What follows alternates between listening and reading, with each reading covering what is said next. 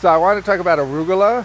It's one of our most popular crops at Neversink Farm, and we grow it year round. And that's probably why it's popular, because we can grow it year round. And so the full year earnings is going to be high just because we have it every single week of the year, unlike tomatoes, which we only have during the summer. So even though tomatoes do great, it's hard to battle a crop that we have every week of the year.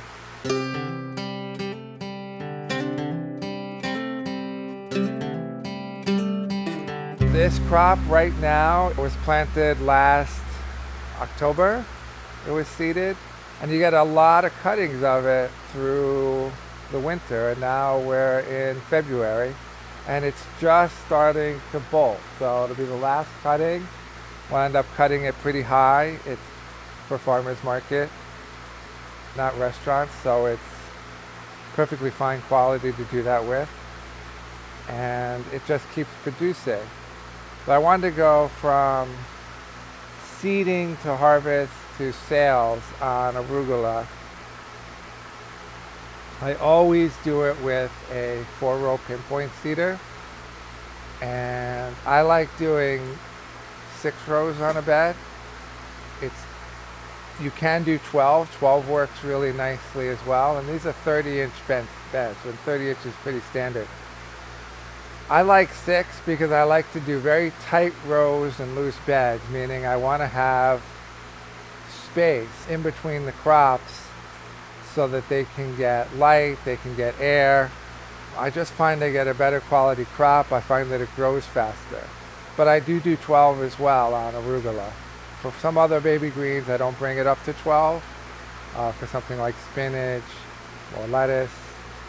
But arugula can go up to 12, especially if you're going to do a single cutting on it. So I'm seeding on 6 rows using the 4-row pinpoint seeder. Then I roll the bed to make sure the seeds are covered, and then make sure it's watered really, really well so that it gets really good germination. And that's important because anytime I'm seeding, I want to make sure it's going to be successful. I don't want to find out 5 days later it didn't work, because I don't want to lose that 5 days. I don't use a paper pot for this. You can, but I don't think it makes a lot of sense when it comes to production. I think you're better off with seeding. The cost and labor involved, unless you're doing everything yourself and you're really trying to squeeze the space, then it would make sense. But once you're not doing everything yourself and you have to give these tasks to workers, I don't think paper pot is a really good long-term plan for arugula. It just works great doing it with seed. It grows really, really fast. And in the main season, you're going to be only 4 weeks from a harvest. So it's really fast. After 4 weeks, then it gets cut. And I like to use the greens harvester to harvest it. In the winter, I do use hand knives. And that's only because I want a lot of harvest out of it. And the greens harvester, unless it's done really well, is going to reduce the number of cuttings, because it's not going to do such a great job where it doesn't drop anything on the beds or cut it perfectly that you're going to get a lot of cuttings out of it. But with a knife, you're going to get as many cuttings as you want, because you can do a cutting very easily. And in the winter, the greens are worth more, so it pays for the labor of cutting it. But the rest of the year, it's all done with a greens harvester. And that's how we'll cut it. And then they go greens harvester into a tote, and then the tote comes in, and they get soaked in a tank full of really, really cold water. They're going to get spun dry. Then they're either going to go to wholesale or they're going to go to farmers markets. And for the farmers markets in the summer, it always gets bagged, because I find they don't really, arugula is going to wilt immediately. As soon as the sun comes out, they're going to wilt to nothing. So putting them in a bag just makes sense. And, it'll depend. If I'm really tight on arugula, I might do a 1/4 pound bag. If we have a really good amount of it, then it's going to go in a 1/3 pound bag.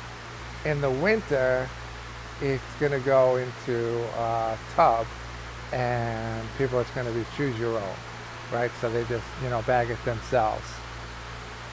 And that works in the winter because they're not going to wilt, and it saves us time and labor of having to bag them all. For wholesale, then they're just going to get packed into 6-pound bags and sent out for wholesale. And we like to do a 6-pound number. Now, people can order other amounts, but 6 pounds is where the wholesale, really good price begins. And then those get boxed up and shipped out. A good tip when selling, arugula at the market is to have other greens to sell along with it, so that you can offer a special by getting, because it's hard to sell 3 bags of just arugula. But if people can get lettuce and spinach and arugula and baby kale and all of that stuff and mix it together, then you have a good special going, right? Then you can get a special on all the bags, and that works really, really well. Now, problems with arugula. The main problem that anyone faces with arugula is flea beetles. And that's why I grow all of my arugula indoors. But if you don't have that option, then really the only thing that works is row cover or screening them out in the field. And it's very labor intensive because you've got to continually take it on and off, right? So if you need to weed or you need to cultivate, it needs to come off. When you harvest, it needs to come off. But then it needs to be sealed really, really well. Because once the flea beetles get in there under the row cover or the screening, it's like protect net, the screening, then it's going to be really, really bad. They're going to be there and, put holes in the arugula. So when we were growing it in the field, I hate all that. I don't like row cover in the field. It's a management nightmare. So we sold it with holes, and we sold less of it because I didn't want to deal with it. But to solve it, we moved it indoors, and now it's flea beetle free. There's another bacterial thing that it gets, and that's from the soil. When it's in the soil, it's something that would be very hard to get rid of. All you can really do about it, and that's where you get like yellowish leaves and then maybe some spots on it. There's not much you can do about it, except you can try to rotate it out, but probably not going to work, is to keep your arugula dry. So that would mean watering it on drip is a good idea, and also keeping it inside, and that'll help that problem. Other than that, there's not a lot of other things that affect arugula. It just needs good soil like anything else, so that it grows quickly and evenly, so that you don't just have the edges growing and the middle not growing. That's going to tell you something's up with the soil. And regular watering, but as long as you keep it dry. But one of our best crops, we've grown it since we started, and it's just so easy. And there is a new variety out, Johnny's, called Esme, and I find it's a real winner. I don't think it grows as well in the winter as the regular arugula, but it fills bags faster because arugula is very flat. So Esme really helps to, puff up a bag of arugula at the farmer's market, and it just looks great. So I recommend it. I think it's great.